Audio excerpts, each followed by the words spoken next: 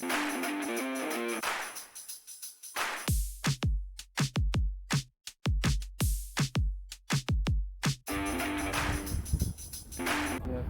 do the honors. All right. Hello, everyone. Welcome to our show, Lebs and Tiago. We are filming episode 2. Really excited. As you can see, we're outside and I'm cold, but don't I look fabulous? Anyway, come listen to our chats and enjoy it. We will. Yeah. You and I were in the subway the other day. And I told you something that I've never told anyone. I'm not going to get into that.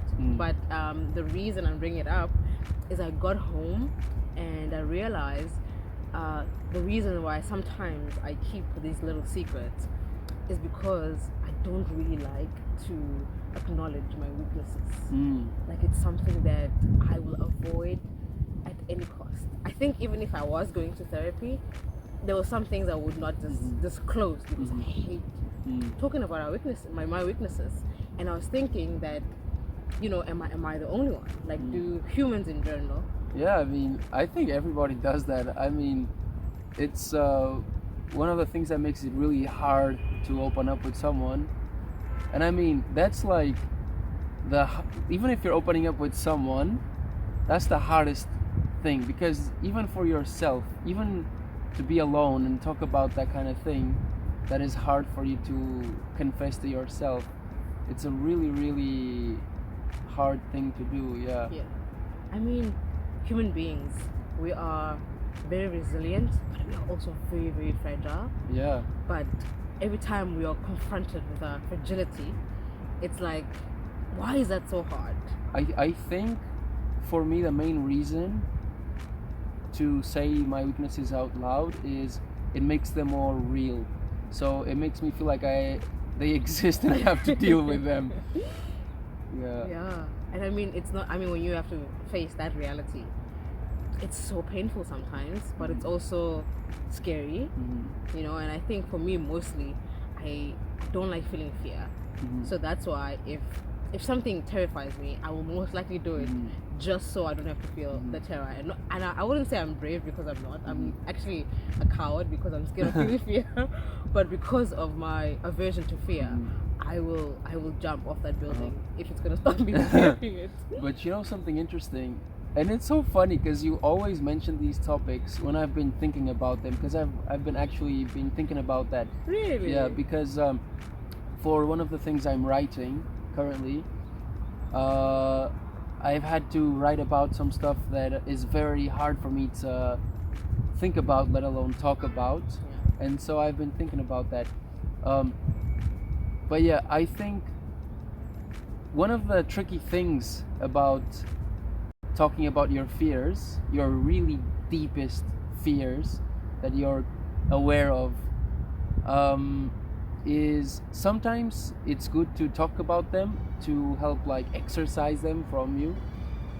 But sometimes also, if you just like not ignore it, but kind of like suppress it and try to overcome it by keeping it off your mindset, it can also be helpful. But I think it's really tricky to know the difference, when it's good to talk about it and when it's good to like suppress it and move on. But sometimes I do feel it's helpful to suppress it and move on. It reminds me of like to keep a positive mindset and cut negative words from your vocabulary, as a lot of therapists suggest. Cut out the negative stuff from your vocabulary, just focus on the positive, and your mindset will actually follow that positive change. So I think you could actually maybe exclude some of the fears by focusing on how you want to overcome them, and how they're not really a fear anymore until it's kind of like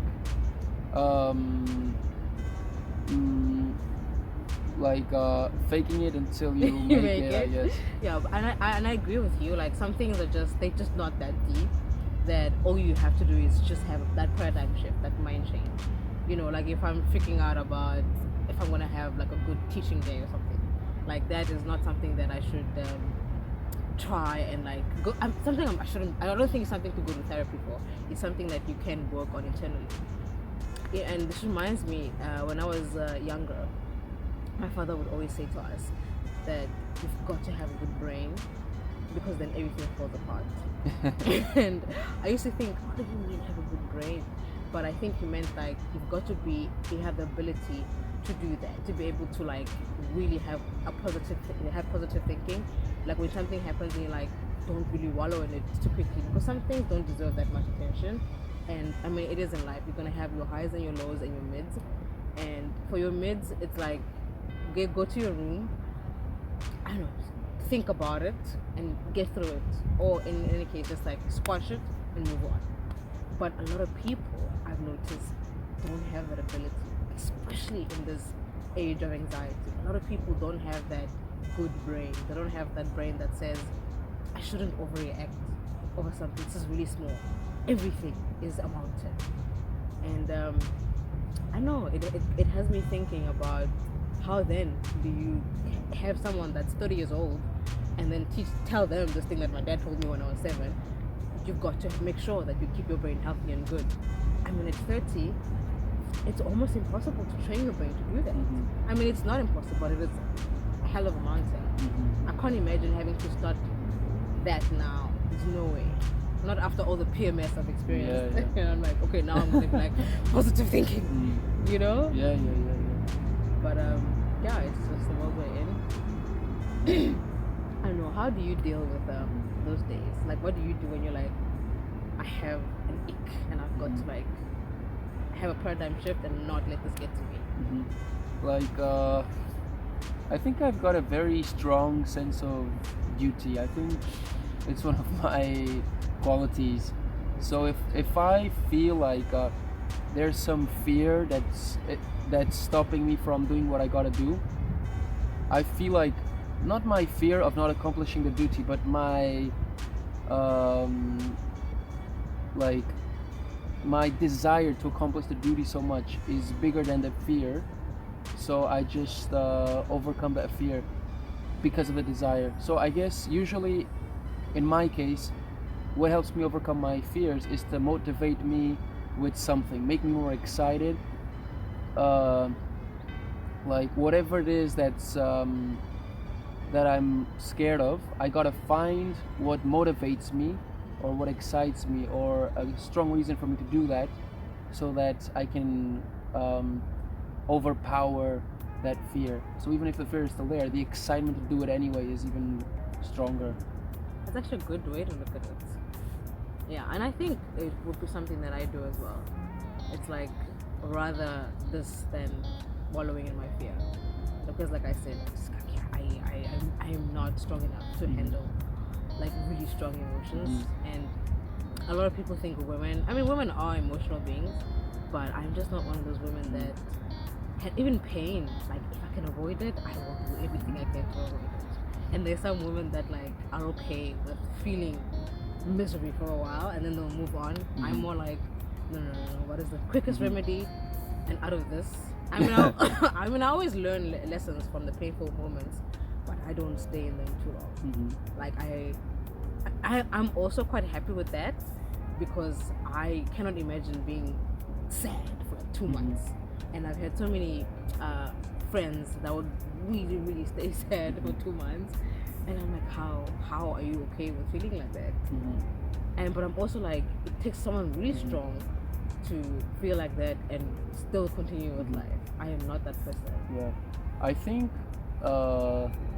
that's really important. Like, if you're like, I think you said like wallowing in fear, but sometimes you should respect yourself and not wallow in the fear, but give yourself time to like process that fear. You know what I mean? Yeah. Like, so in my case, if there's something I'm scared of doing, like I said, I'll try to find a way to become excited, or to, if it's something I gotta do, to overpower the fear, something that motivates me. But it takes, I mean, it's not like just an immediate thing, you know. It takes some time for you to process that and for you to shift the mindset to overpower the fear. Definitely. Yeah. So I think the wallowing, if you see it in the right light, Like if you see like if you I mean, you shouldn't wallow in fear, but you should like give yourself time to embrace the fear and navigate away. That is probably true. All right, so there's something else that I want to bring up. I mean, it just came to my mind actually because I was thinking about the dinner we had the other day with some friends. And before that, I had asked you how to say, how you say I love you in your language. And then you had said to me, you've never said it in Portuguese. And I was thinking, I've never said it in any of my ethnic tongues as well. Oh, like ever. You're such a hypocrite. You're telling me like, why don't you tell people you love them in your own language? And actually, you've never done it. I've never done it myself. And I was like, why do you keep these things for the camera? I know. Just exposing oh my god, our little cracks. But I was thinking, even my parents, who I love dearly, but I've never said it to them in Tonga or Sepedi. I mean, isn't that bizarre?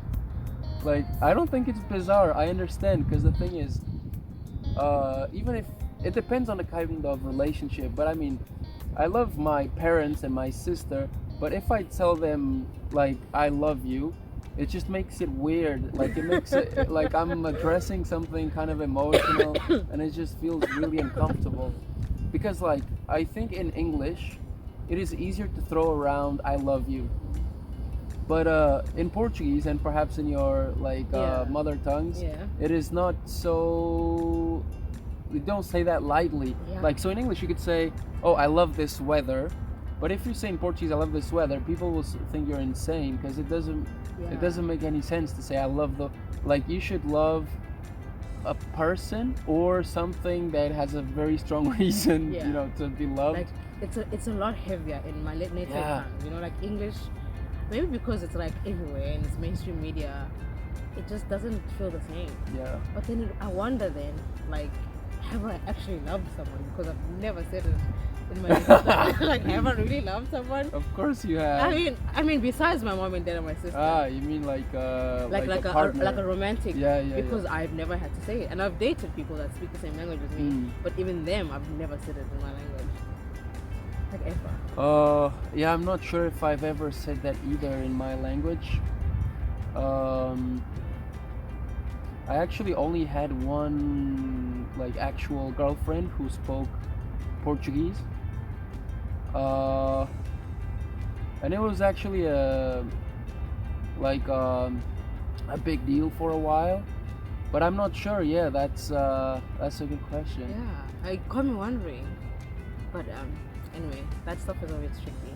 Yeah. But I just thought it was like, because I was like judging you for it. I was like, wait a minute, I've never done it. And I want to ask people that are bilingual or how do you say someone speaks more than two languages? Multilingual, polyglot. Okay, yeah, I'll ask people that are that if they've ever said it in like their first language, unless if their first language is English. Yeah. Because it is pointless. Yeah. But yeah, that'll be interesting. Yeah. Anyway, it's a holiday in Korea. It's so quiet and peaceful. Yeah. Do you guys have holidays like this? Like the Lunar New Year? I mean, we have Christmas and New Year's. Yeah, I have the same as you, but like nothing like Lunar New, the new Lunar Year. I think it's Chinese actually, It is, yeah. but they celebrate it in Korea as well. They don't celebrate it in Japan. Really? Yeah. Does Japan have like a regular New Year? Yeah. I did not know that. Yeah. I thought they had the same They thing. they don't celebrate the Lunar New Year. Yeah. Or at least that's what my Japanese friends told me.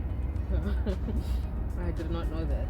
But I was just thinking they have quite a lot of, maybe not a lot, maybe twice a year, where they have these holidays where they are very important to them because it's family time. Yeah, for sure. They've got their own holidays as well. Yeah, but Lunar Year is not one of them.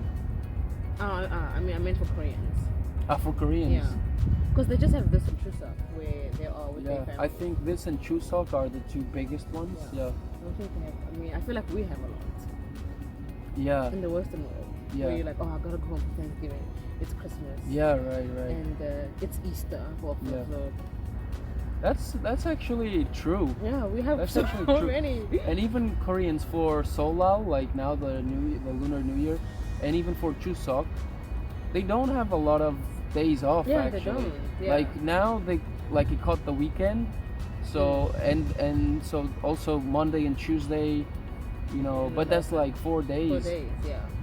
It's not that long. And also Chuseok, I don't remember exactly, but it's like what, 1 week or 2 weeks? It's like 4 tops? days actually. It's 4 days, Yeah, right? so it's not So that long. yeah, I think Koreans are really used to work. Yeah. They just don't know anything else. But you know what I also thought? It's because Korea is so small. Everyone they know is like 2 to 4 hours away. So if they have to, because if we have holidays before, I have to travel like 6 hours to my grandparents or something. So for them it's like, oh, they're just 4 hours. It's really small. Yeah. So they don't need that much time, but also it's just too little, I think. Yeah, that's true. I didn't think about that. But even in Portugal, it's a small country just like Korea. And you have the regular holidays. True. Oh, you can make an argument for that. I guess they I think it's more cultural than in terms thing. of distance. Yeah, it's probably more cultural for sure.